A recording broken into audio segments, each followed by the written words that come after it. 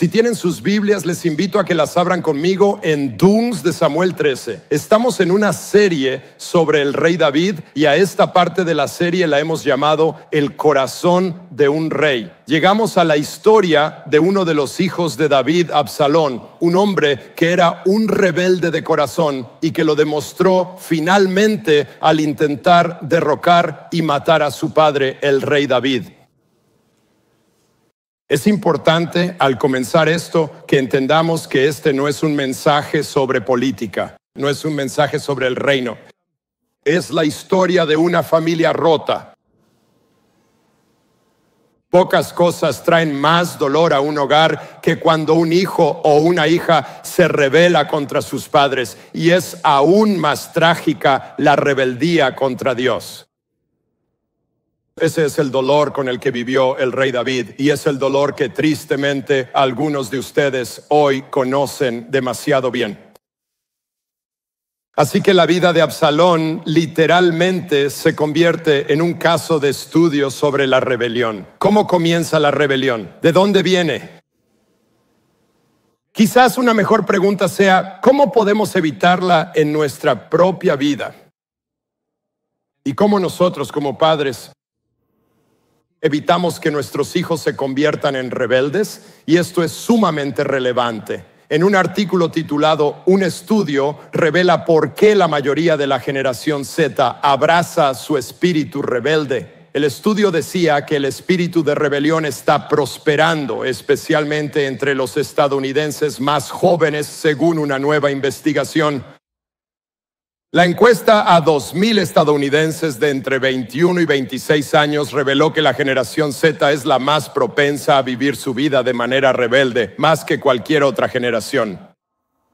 El 74% de la generación Z abraza su espíritu rebelde, en comparación con solo la mitad de los millennials, un 52%, y apenas el 39% de los baby boomers.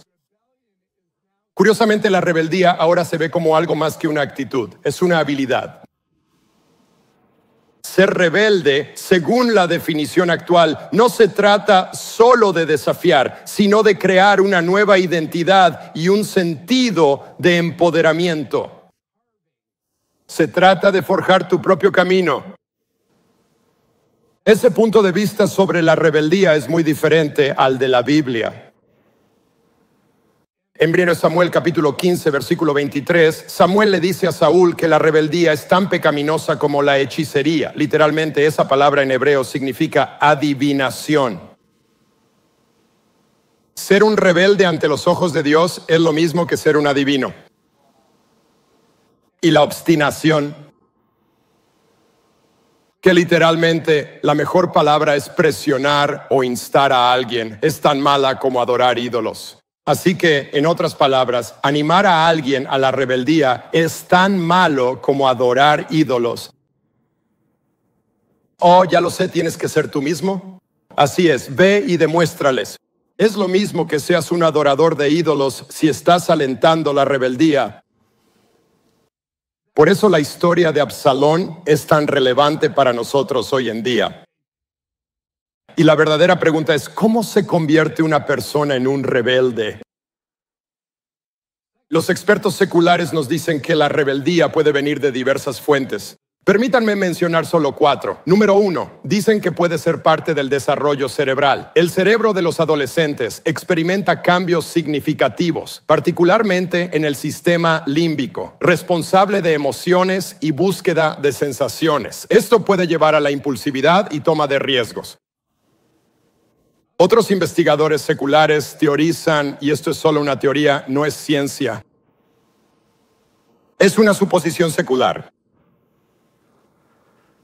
Otros especulan que lo que está en juego aquí es la formación de la identidad. La adolescencia es un momento crucial para formar la identidad de uno mismo. La suposición aquí es que los adolescentes tienen que rebelarse. Eso no es cierto. Los adolescentes se rebelan cuando se dan ciertos factores. La rebeldía, dice este investigador, puede ser una forma en que los adolescentes afirmen su individualidad y se separen de sus padres. El objetivo de la adolescencia es diferenciarse de los padres. Otros sugieren la teoría evolutiva. La rebeldía adolescente tiene una base evolutiva que ayuda a los individuos a buscar nuevas experiencias y encontrar pareja fuera de su grupo social inmediato. Existe un beneficio biológico para los primates adolescentes que se rebelan contra sus padres. Así que si estudiamos a los monos, esa es la conclusión a la que llegamos. Cuarto, las expectativas parentales y sociales. Algunos teorizan que los adolescentes a menudo se rebelan contra entornos estrictos o controladores, especialmente cuando se sienten incomprendidos o restringidos. Solo quiero sugerirles que la Biblia es mucho más clara que eso y mucho más precisa en su descripción de la rebeldía en la vida de una persona, en este caso, Absalón. Su nombre, Absalón, en hebreo, Absalom, significa padre, Abi, padre de paz, Shalom. Pero él es todo menos un pacificador. Y al observar esto, quiero darles 6 pasos hacia la rebeldía. Y espero que los anoten, espero que piensen en ellos, que hablen de ellos si están casados, que hablen de ellos con su pareja, si tienen hijos, que los debatan sin importar dónde estén sus hijos dentro del espectro de sus vidas como padres. Y luego esto les ayudará a orar, si son abuelos como Debbie y yo, a orar por sus hijos y nietos o a que oren por personas que saben que están criando hijos. Número 1, la rebeldía a menudo comienza con un padre pasivo o indulgente. David era un hombre conforme al corazón de Dios, pero fue pasivo e indulgente como padre, lo que nos dice que uno puede amar profundamente a Dios y aún así no criar hijos que amen a Dios. Lo que hace un padre, cómo vive un padre, es muy importante en cuanto a amar a Dios. Es fundamental. Y sin embargo, al mismo tiempo, hay otras cosas que deben considerarse además de nuestro caminar con Dios cuando pensamos en la crianza. En la vida de David, lo que vemos es un patrón de no confrontación. En 2 Samuel 13 se nos presenta al hijo mayor de David, el heredero al trono. En la línea de sucesión al trono, él es el próximo. Su nombre era Amnón, pero Amnón no amaba a Dios. Amnón es pagano. Así es como lo entendemos. Si leen 2 Samuel, si pudieran leerlo en hebreo, verían que hay mucho en la historia que se asemeja a la historia de Dina en el libro de Génesis capítulo 37, la hija de Jacob que fue violada. Y entonces lo que sucede aquí es que el autor de Samuel nos está diciendo, escuchen, este tipo es como Siquem, quien violó a Dina, y es tan pagano como Siquem. Veámoslo aquí. Capítulo 13, versículo 1. Con el paso del tiempo, Amnón, hijo de David, se enamoró de Tamar, la hermosa hermana de Absalón, hijo de David. Amnón se frustró hasta el punto de enfermarse a causa de su hermana Tamar, porque ella era virgen y le parecía imposible hacerle algo. Así que Amnón se acostó y fingió estar enfermo.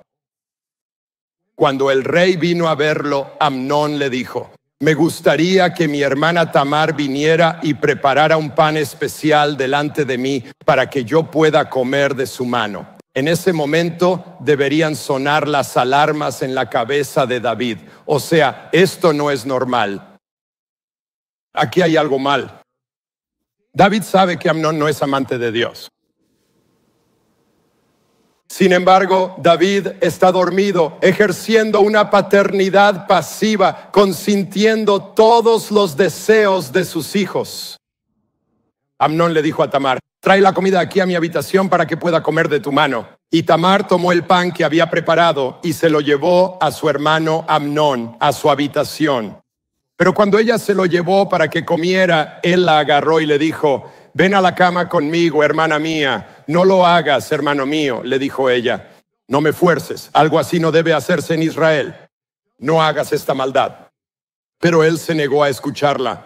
Y como él era más fuerte que ella, la violó. ¿Cuál fue la respuesta de David? Cuando David escuchó y comprendió todo esto, se enfureció. Está enojado, pero no hizo nada. ¿Qué está pasando aquí? ¿Por qué, David, eres tan pasivo? ¿Por qué, David, eres tan indulgente? ¿Qué está ocurriendo en tu corazón y en tu mente? Quiero sugerirles que es porque él se da cuenta de que violó a Betsabé. Y la culpa y la vergüenza por su propio pecado lo incapacitan cuando se trata de confrontar a su hijo por un pecado similar. Escuchen, los padres pueden ser pasivos por muchas razones. La propia culpa, una agenda muy ocupada, una relación deficiente con el hijo, miedo al alejar a su hijo o a su hija. A veces simplemente es por ignorancia sobre la crianza. No fueron criados por un buen padre, así que no saben cómo ser padres. Y se dicen erróneamente, bueno, ¿sabes qué? Yo lo resolví y salí bien, así que ellos tendrán que resolverlo y también saldrán bien. Lo cual es como jugar a la ruleta rusa con tus hijos. Y ese era un patrón en la vida de David. Él fue pasivo no solo al confrontar el pecado, sino también al desarrollar la relación de sus hijos con Dios. Fue pasivo al no establecer límites.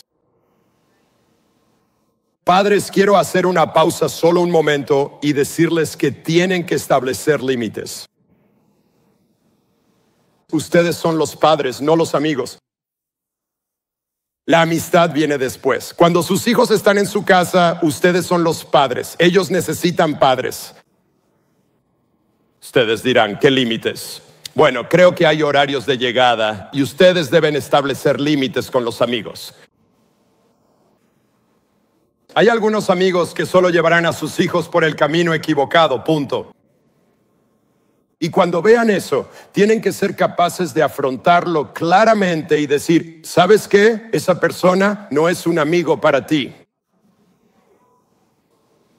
No pueden permitir que tus hijos se relacionen con personas que no tienen ningún deseo de acercarse a Dios y que esas personas sean quienes influyan en sus vidas. Tienen que establecer límites en cuanto a los medios y los videojuegos. Escuchen esto. Esto es de la Asociación Americana de Psicología. Los juegos violentos aumentan la agresividad y reducen la empatía y el compromiso moral, lo que lleva a la ansiedad, trastornos del estado de ánimo, así como dificultades sociales y emocionales en los niños. Eso es un hecho. Eso no es una opinión. Eso lo pueden encontrar en todas partes. Si están permitiendo que su hijo esté constantemente sentado frente a esa consola de videojuegos, jugando con personas de quién sabe dónde en el mundo y escuchando quién sabe qué. Y se convierte en esa persona en la pantalla que está eliminando a otros. Escucha, en ese momento estás cultivando algo. Lo que se está cultivando es un aumento de la agresividad, una reducción de la empatía y del compromiso moral. Así que su compromiso moral se está reduciendo. El resultado es ansiedad, trastornos del estado de ánimo y dificultades sociales y emocionales. Si tu hijo, esto no le va a gustar a algunas personas, pero es la verdad. Si tu hijo tiene un teléfono, deberías usar los controles parentales para restringir el contenido. Punto. Un estudio encontró esto, que el 50% de los niños duerme con su teléfono. Y el niño promedio pasa 3 horas y 20 minutos al día en su teléfono. John Mark Comer, quien fue pastor en el noroeste y ahora vive en Los Ángeles, es escritor y bloguero sobre todo lo relacionado con el cristianismo. Dice que él tiene profundas preocupaciones sobre los niños y los teléfonos. Tiene un gran artículo sobre cómo la gente en Silicon Valley no deja que sus hijos tengan teléfonos porque saben lo que hay en el teléfono y lo que un teléfono le hará a un niño. Él les dice a sus hijos, tendrán un teléfono de tapa a los 16 años. No pueden tener un iPhone hasta los 18 años y van a pagar por ambos. Al compartir sus preocupaciones sobre los iPhones y los niños, retuiteó esto de Cultural Moment. El iPhone es una amenaza mayor para el Evangelio de Jesús en el Occidente que el secularismo lo ha sido o lo será jamás. Tienen que analizar esto bien, padres. Le das ese teléfono al niño y dices, bueno, tengo que poder comunicarme con él. Los teléfonos de tapa funcionan. En cambio, estás permitiendo que tus hijos estén en Snapchat. Les permites estar en TikTok viendo quién sabe qué cosas. Les estás dejando hacer lo que quieran. Y les digo, los están condenando a problemas durante toda su vida. Ustedes dirían, ¿cómo cuáles? Pornografía. Porque una vez que eso entra en su sistema, si hablas con personas que hoy son adictas a la pornografía, todo comienza en la adolescencia. Estás preparando a tu hijo para el fracaso en las relaciones maritales sanas y satisfactorias. Mamás y papás, ser un padre pasivo no es amoroso. Y no es falta de amor decir que no. Tienen que ser proactivos. Su tarea es guiar a sus hijos para que pongan límites, construyan amistades y cultiven su relación con Dios. Y si ustedes no discipulan a sus hijos, el mundo lo hará. La crianza consiste en tratar primero con el pecado propio, para que eso no les impida tratar con el pecado de sus hijos, lo que significa que tienen que tratar con el pecado a través de la confesión. Y tienen que tratar la vergüenza de manera bíblica, entrenando su conciencia para pensar bíblicamente, porque la conciencia puede estar desentrenada y no ser capaz de pensar bíblicamente. La conciencia no es la voz de Dios. Dios puede estimular la conciencia, pero tienen que entrenar su conciencia de acuerdo con la palabra de Dios. A veces eso requiere que busquen consejería para poder deshacerse de algunas de sus ideas y patrones de pensamiento erróneos. Déjenme decir esto, confesar el pecado no los descalifica para liderar a su familia. Lo que hace es que te vuelve dependiente de la gracia de Dios. Además, permítanme agregar esto. Si glorificas tus malas acciones de adolescente, les estás pidiendo a tus hijos que hagan lo mismo. Oh, recuerdo cuando hacíamos esto, ¿me escuchas? ¿Sabes qué? Yo tuve algunas malas acciones. Mis hijos nunca supieron de ellas cuando vivían en casa. No quería que lo supieran. No quería que sintieran que un rito de paso hacia la adultez era comportarse como el idiota que yo fui. No creo que me haya ayudado. Y mis hijos están mejor por no haberlo escuchado en ese momento, cuando podrían haber sido influenciados a hacer lo que yo hice cuando no era creyente y no servía a Dios. Escuchen, la rebeldía comienza con un padre pasivo o indulgente. Número 2, la rebeldía echa raíces con la ira reprimida. Casi siempre hay una ira que está latente, que es la raíz de lo que ocurre en la rebeldía. Tamar era la hermana de Absalón. Miren lo que sucede aquí. Y su hermano Absalón le dijo, entonces ella ha sido violada, ha rasgado sus vestiduras, se cubre la cabeza, está llorando. Absalón la ve y le dice, ¿ha estado contigo Amnón, tu hermano? Ahora guarda silencio, hermana mía, él es tu hermano. No te tomes esto a pecho. Tamar vivió en la casa de su hermano Absalón, una mujer desolada. ¿Qué hace Absalón con esto? Absalón nunca le dijo una palabra a Amnón, ni buena ni mala. Odiaba a Amnón porque había deshonrado a su hermana. Así que no hay comunicación. No le habla a Amnón, no le habla a David. Está enojado. Y cuando tienes ira, el asesinato está a la vuelta de la esquina. Jesús deja esto muy claro en el Sermón del Monte. Él dice, ustedes han oído que se dijo a los antepasados, no matarás y cualquiera que mate será sujeto a juicio. Pero yo les digo que cualquiera que se enoje contra su hermano será sujeto a juicio. Lo que sucede es que la ira permanece ahí y si no se aborda, finalmente llevará a una reacción. Y eso fue lo que le pasó a Absalón. Pasaron 2 años. Y Absalón, astuto, habiendo planeado esto, va ante el rey David y le pide que venga a las tierras de Absalón, donde tiene ovejas que está esquilando. Es un tiempo de celebración, un tiempo de festividad. Y él sabe que David no va a ir porque David es un padre pasivo. Y lo que casi se puede ver con David es que una vez que comete el pecado con Betsabé, una vez que David lo confiesa, casi se vuelve una persona aislada. Es un David diferente el que ves en la última parte. Aquí está David, no está con su familia. No guía a su familia, no pastorea a su familia, solo siente culpa por lo que ocurre en su familia. Así que le dice a Absalón, escucha, no puedo ir. Cuando le dice eso a Absalón, Absalón pone en marcha su plan. Le pide a David, le dice, bueno, ¿sabes qué? Si no puedes venir, podrías enviar a Amnón, porque Amnón es el heredero al trono. Así que podrías enviar al heredero aparente al trono, el siguiente en la línea de sucesión. Y David, pasivo y indulgente, ni siquiera pudo ver lo que estaba sucediendo. Lo cual te dice que no ha estado cerca de sus hijos. Si hubiera estado cerca de sus hijos, habría visto lo que estaba pasando con ellos. No está pasando tiempo con sus hijos. Y estos son hijos adultos.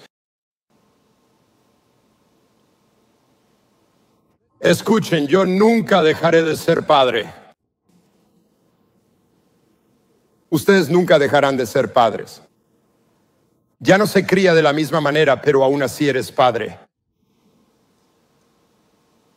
Todavía amas a tus hijos, todavía te preocupas por tus hijos, lo haces de una manera diferente porque ya no eres la figura de autoridad para decirles, tienes que hacer esto, no hagas esto otro.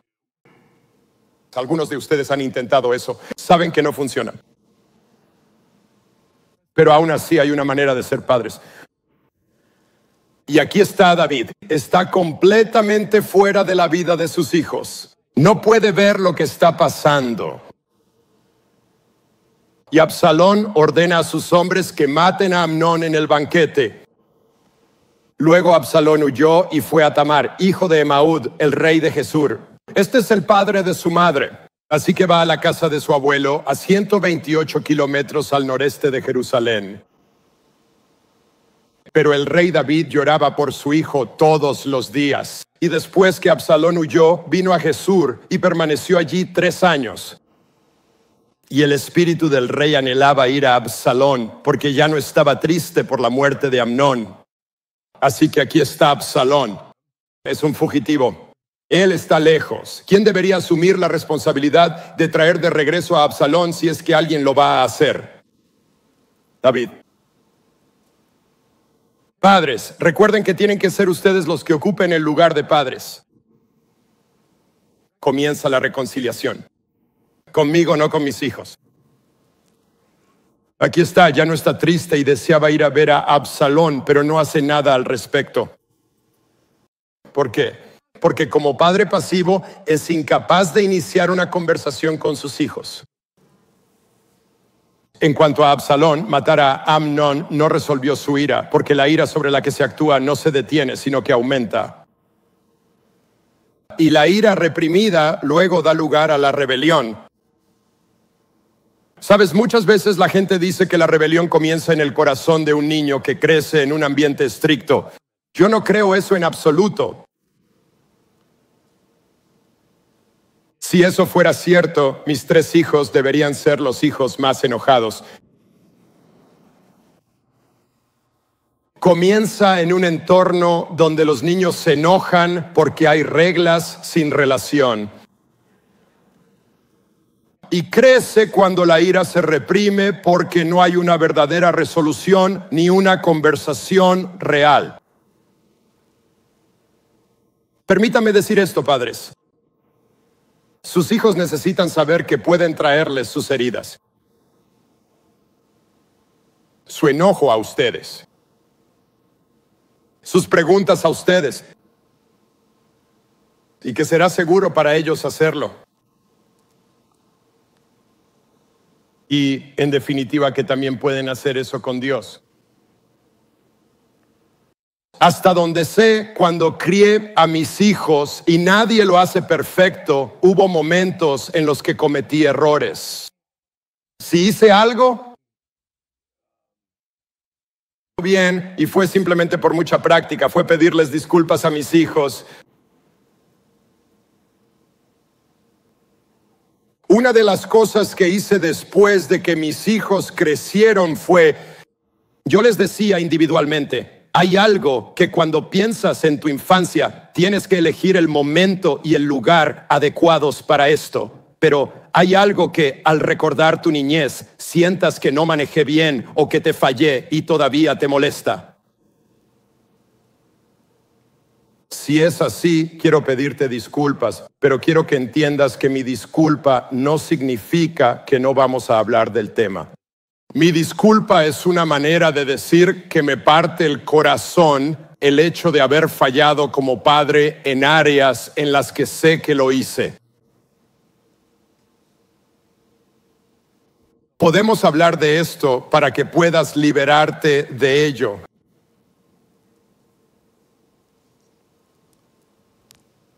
Esto es lo que un padre debe hacer si quiere que exista esa seguridad en la comunicación. Y si no se sienten seguros de traer sus problemas a ti, los guardarán en su corazón y el resultado será enojo, amargura y rebeldía. No puedes ponerte a la defensiva cuando tus hijos vienen a ti y te dicen, escucha, lo que hiciste aquí me lastimó. Puede que hayas tomado la decisión correcta, pero puedes tomar la decisión correcta de manera equivocada. Puedes hacerlo con la actitud equivocada. Puedes decir palabras que no debiste haber dicho. Pudiste haber tenido razón en el análisis final y estar equivocado en todo el proceso en que lo hiciste. Y luego tienes un hijo que está resentido y dices, bueno, hice lo correcto. Bueno, lo hiciste de la manera equivocada. Y de nuevo, no estoy en contra suya como padre. Déjenme decirles, no estoy diciendo que soy el padre perfecto. Escuchen, si entendieron algo diferente a que no soy el padre perfecto. Yo solo traté de mantener a mis hijos en un lugar donde su corazón siempre estuviera abierto hacia mí, donde nunca cerraran su espíritu hacia mí, donde les hacía saber que, escuchen, quiero hacer las cosas bien con ellos. Y no solo era lo que les hacía a ellos, sino que si le hablaba a su madre, si le hablaba a Debbie de una manera que la deshonraba, entonces tenía que asumirlo delante de ellos y de ella. Ven, muchas veces el orgullo se interpone y la gente siente que, bueno, si hago eso, y ya sabes, y no lo hacen. Y luego sienten que es demasiado tarde para hacerlo. Y les digo, nunca es demasiado tarde. Y solo digo esto porque quiero ayudarles. Permítanme decir esto, como padres, si apenas están comenzando en la crianza, una de las cosas que deberían hacer, y este es un gran valor de los grupos de vida, es preguntar a padres que ya han navegado exitosamente la crianza. Siempre he buscado a personas que ya hayan estado donde estoy. Observaba a sus hijos intentando corroborar mis pensamientos. Luego le preguntaba al padre o a la madre, ¿cómo lo lograste? ¿Cómo hiciste aquello? Para poder aprender de ellos. Es mejor aprender de los errores de otros que de los míos propios, ¿verdad? Ser pastor no significaba que supiera todo sobre la crianza. Quería que mis hijos crecieran amando a Dios con todo su corazón. Solo eso me importaba. ¿Qué hago para que eso suceda? Necesitan estar rodeados de personas que puedan servirles de modelo. Y si miras tus amistades y piensas, bueno, nunca querría ser un padre como ellos, entonces necesitas buscar otros amigos para tu círculo. Número 3, la rebeldía crece en el aislamiento. Así que Absalón huyó a casa de su abuelo. Se queda allí 3 años. Joab, que es el general del ejército y por cierto sobrino del rey David, ve que David anhela a Absalón. Así que David obviamente no sabe qué hacer. Está paralizado. Así que por una serie de acontecimientos a Joab se le permitió traer de vuelta a Absalón a Jerusalén. Esto es lo que sucede. Entonces Joab fue a Gesur y trajo a Absalón de regreso a Jerusalén. Pero el rey dijo, debe ir a su propia casa. No debe ver mi rostro. Ahora esto viene del hombre que dice, lo extraño. Esto realmente no tiene ningún sentido en absoluto. No puede resolver los sentimientos que tiene internamente, por lo tanto, no puede expresar ningún sentimiento externamente a las personas que ama. Esta es una paternidad horrible, pero este es un padre pasivo que no sabe cómo resolver circunstancias y situaciones, y hay que admitir que sería muy, muy difícil resolverlo. Así que Absalón fue a su propia casa y no vio el rostro del rey. Absalón vivió 2 años en Jerusalén sin ver el rostro del rey. Así que 3 años en Gesur, 2 años en Jerusalén. Estamos hablando de que han pasado 5 años. Y para Absalón está esa ira que va creciendo. Su padre nunca hizo nada, así que él hizo algo al respecto. Y ahora su padre dice que todo está bien, pero su padre no quiere hablar con él. Padres tienen que pensar que si están ofreciendo perdón, entonces tienen que agregarle a eso una relación. Y aquí está David y no hay ninguna relación allí. Absalón se pregunta qué está pasando y ahora Absalón está enojado y empieza a maquinar. Está enojado con David y dice, ¿sabes qué? No me gusta, no lo respeto y ¿sabes qué? Quiero reemplazarlo. Pero él sabe esto. Sabe que si no le permiten ver a David, eso significa que no le permiten comer en la mesa del rey. Y si no te permiten comer en la mesa del rey, no tienes influencia en la corte real. Y si no tienes influencia en la corte real, las probabilidades de que sucedas a David como rey, porque ahora Absalón es el siguiente en la línea al trono, son realmente escasas. Así que Absalón sabe que tiene que arreglar esto. Así que no hay conversación, nada se resuelve. Absalón quiere ver a David. David no quiere verlo. Absalón manda a sus sirvientes a prender fuego a los campos de trigo de Joab, quemándolos para llamar su atención. Ya le había pedido a Joab que lo llevara ante el rey, pero Joab se negó, diciendo, hombre, ya hice todo lo que iba a hacer por ti. Cuando Absalón quema sus campos, Joab obviamente se enfada. Desde el punto de vista de Absalón, él sabe que la ley le hará pagar por los daños un precio bajo a pagar para ser el próximo rey. Así que Joab va y arregla una vez más que Absalón vea al rey. Han pasado 5 años, miren lo que sucede.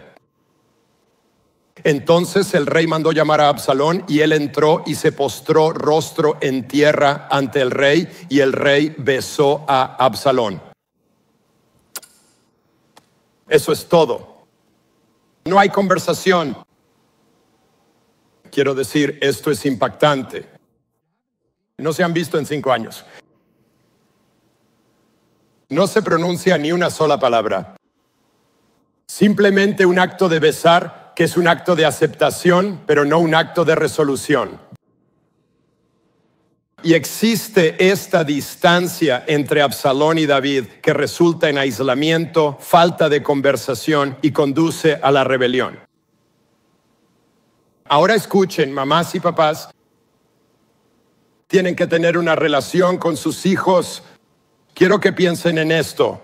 Si ellos pasan 7 horas en la escuela, 3 horas y media en su teléfono y otras 2 horas en cualquier otra actividad en la que estén extracurriculares, ¿cuándo van a pasar tiempo con ellos?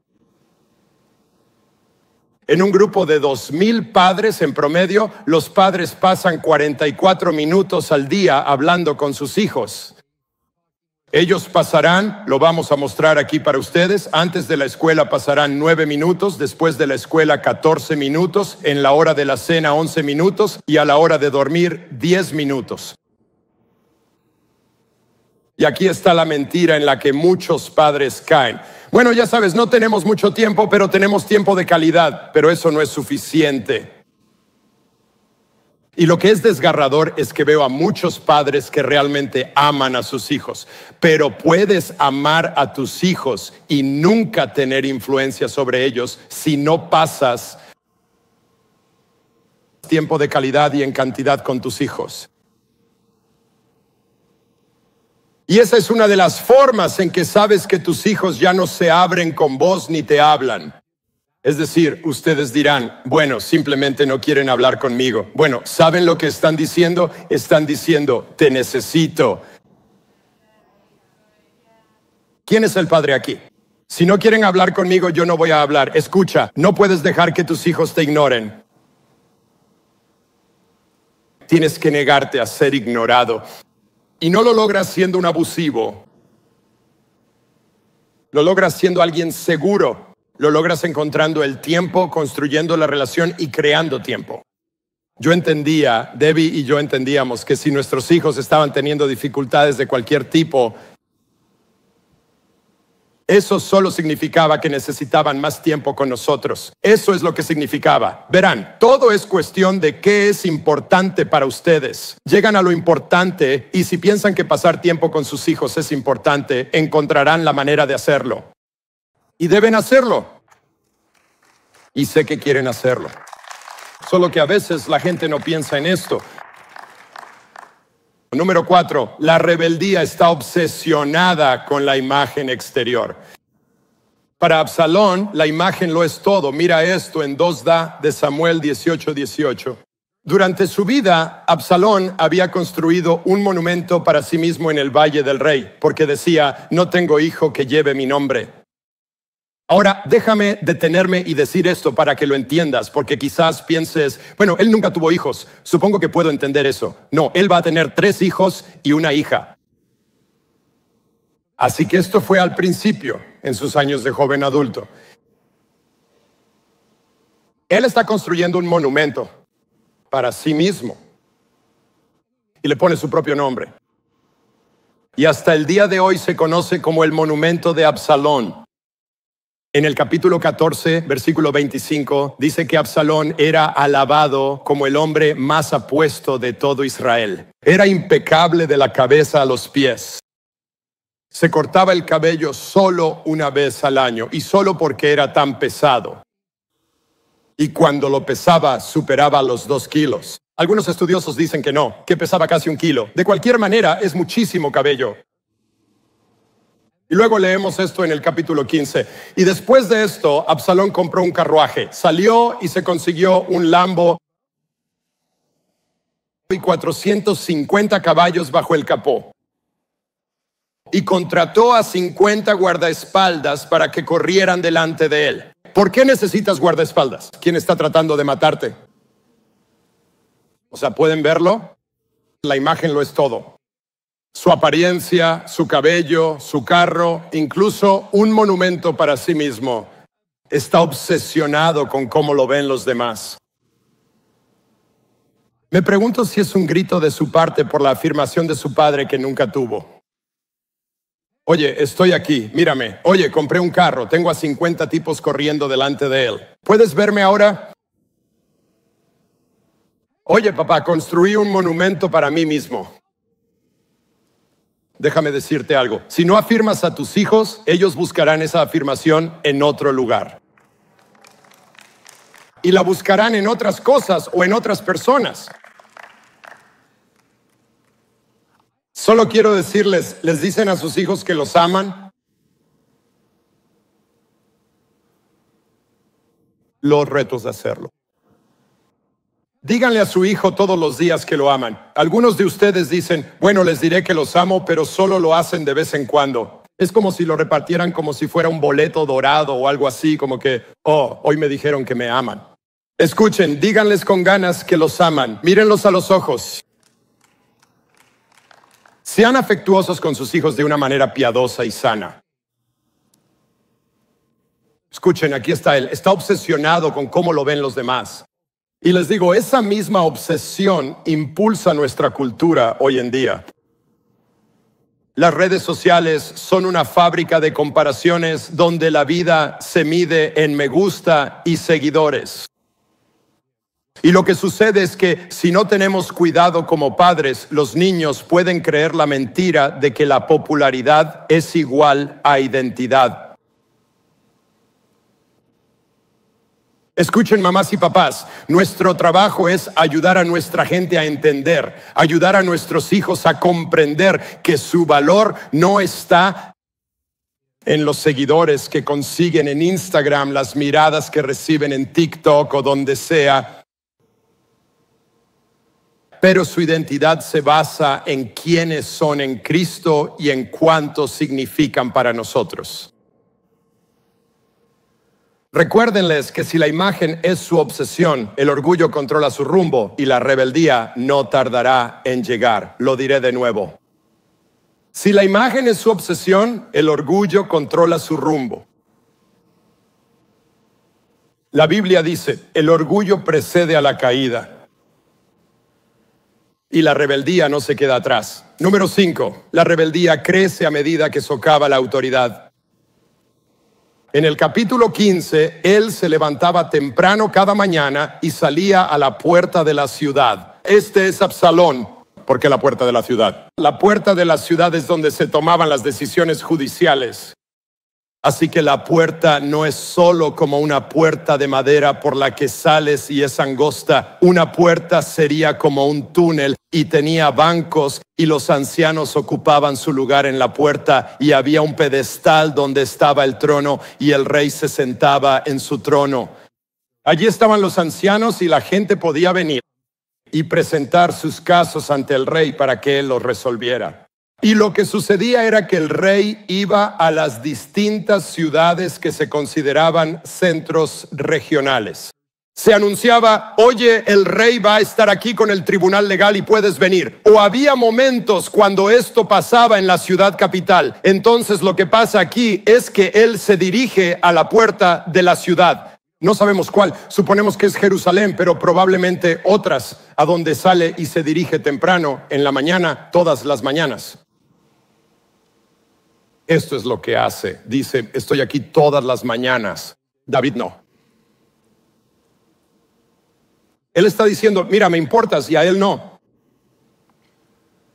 Puedes llegar a mí, no puedes llegar a él.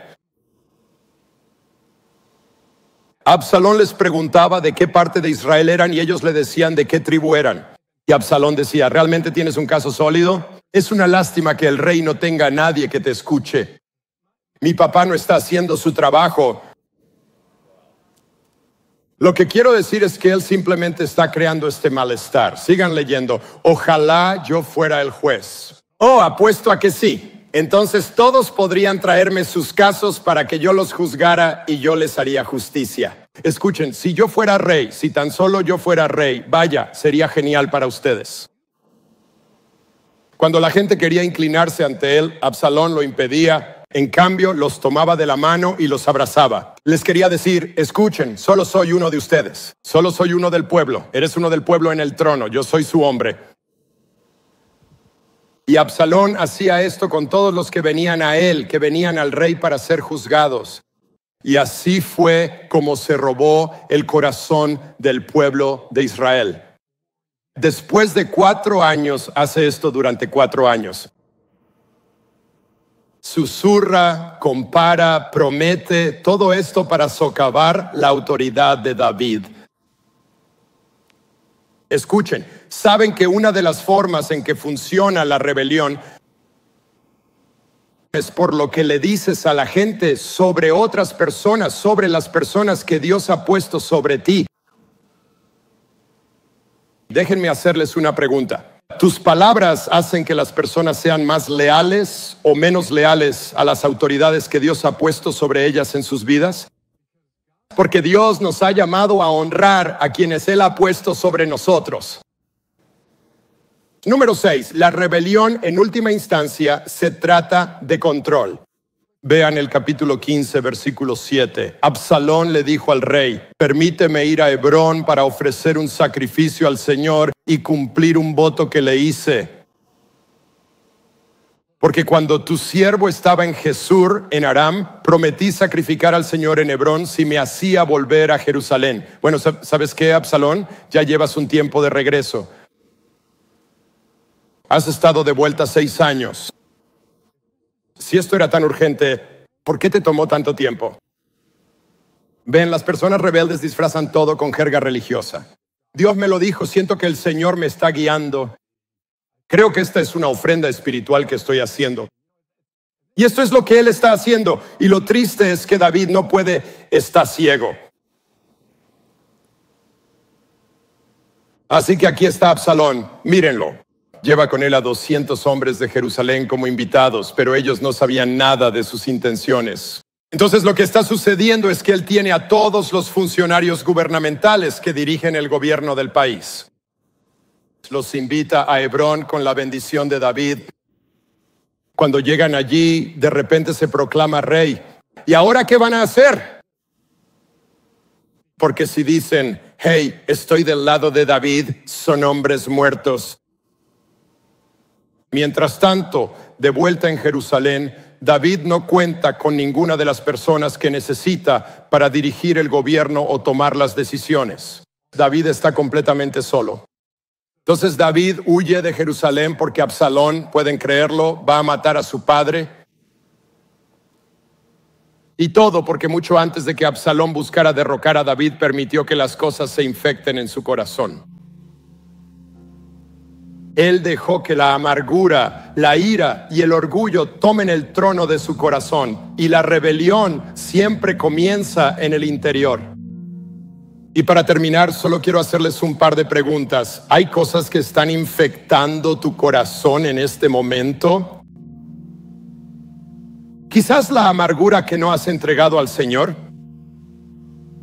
Alguien hizo algo, te costó, lastimó a personas que amabas, te lastimó a ti. Y nunca lo has soltado, nunca has funcionado con eso. No está resuelto, o tal vez una ira a la que te aferras. Quizás has decidido que la mejor manera de no salir herido es aislarte. Así que ahora estás aislado. O hay una obsesión con tu imagen, con lo que la gente piensa, o tal vez siempre tienes que estar a cargo de todo. No son solo luchas personales, son señales de advertencia de que vas hacia algo espiritualmente peligroso. Y aquí está la buena noticia. No tienes que quedarte ahí. Tus hijos no tienen que quedarse ahí. Puedes llevar esas cosas a Dios. Puedes confesarlas.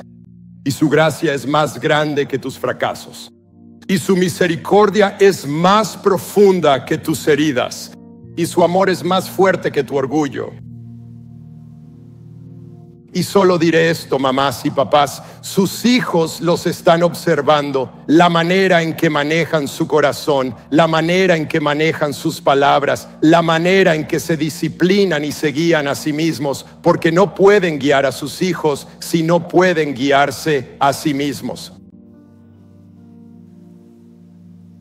Y la manera en que manejas tu corazón, la manera en que manejas tus palabras y la manera en que te lideras a ti mismo afectará directamente tu capacidad para guiar a tu hijo hacia la vida o, por tu pasividad, dejar que caiga en la rebeldía. Permítanme decir esto, la disciplina no es solo corrección, es esperanza. Si se hace correctamente, guiará a su hijo hacia Dios y formará un carácter que le ayudará a entrenar su corazón para que pueda vivir la vida como un adulto sano que exalta a Cristo. La historia de Absalón en realidad es una advertencia. Es un recordatorio de que si no protegemos nuestro corazón, podemos meternos en serios problemas. Me pregunto si en Proverbios 4:23, cuando Salomón escribió estas palabras, estaba pensando en su hermano Absalón. Sobre todas las cosas, guarda tu corazón. De él manan los asuntos de la vida. Lo que tienes por dentro, al final, sale al exterior. Y hoy estás en el lugar correcto para recibir la ayuda de Dios y experimentar el poder que solo Él puede traer para cambiar tu vida.